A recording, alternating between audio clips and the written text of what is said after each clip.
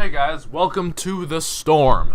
It is your host Jackson Burning, and I know it's been a few months, but we're going to dive right back into it, and I promise I'm back. I'm ready to go. We got so much stuff. It's the NFL season just started, and we want to make sure we go through the whole season. The podcast will be primarily Monday, Wednesdays, maybe Fridays too.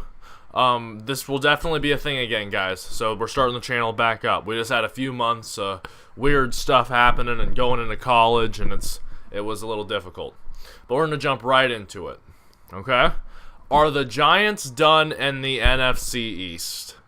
Now they're 0-2, and they don't look good. They look bad, but it's not over yet. But the window is closing for sure, because if they lose on Sunday, it's done. Their season's over if they go 0-3. There's no way they make the playoffs, and I think people will get fired. Now, let's dive right into it. In week 1, they were missing the best receiver in the league, and it was very obvious they were missing the most valuable player in the game.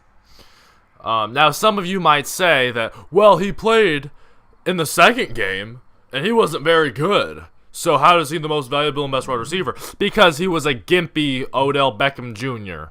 He wasn't feeling right. You could tell. He wasn't making the cuts like he was supposed to, like usual Odell could do. But he just brings an extra defender on him that makes the offensive line it makes the job for the offensive line a little easier. So Odell does much more to this team than just being a receiver. He is the most valuable and best player on that team, and everybody knows that. He makes the offense stay on the field for longer, because even last year, the games were close. They didn't score a lot of points, but when it came to the fourth quarter, you make one throw to the guy with yellow hair, and they just go wild. That one big play that a gimpy Odell won't get you. That's what they were counting on. Now that defense is still elite.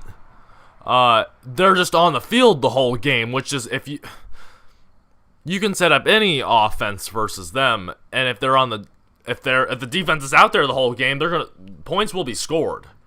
So they are an elite defense, but they're on the field the whole game. They're tired. You got to get the offense going somehow, and Eli's not helping that.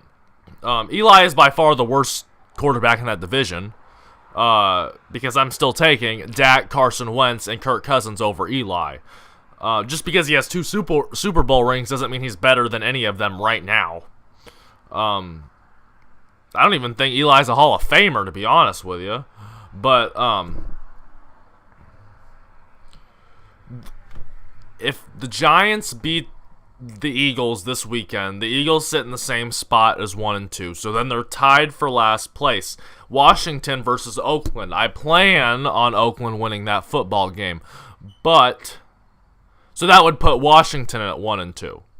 And then Dallas, the best case scenario, versus Arizona, they would be 2-1. So they're only a game behind first place. So they're still in this, but they have to win this weekend. If they lose this weekend, their season's over, in my opinion. Unless something drastic happens, which I don't think it will. So the terrible Eli's not as bad as what everybody's thinking, because there's the terrible offensive line, and he gets no help off the offensive line, no help running a game. There's no play-action game without a running game.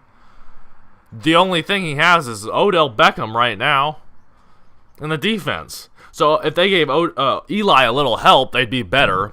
So they got to make something happen, because that offensive line is terrible. They got to protect Eli longer for than half a second.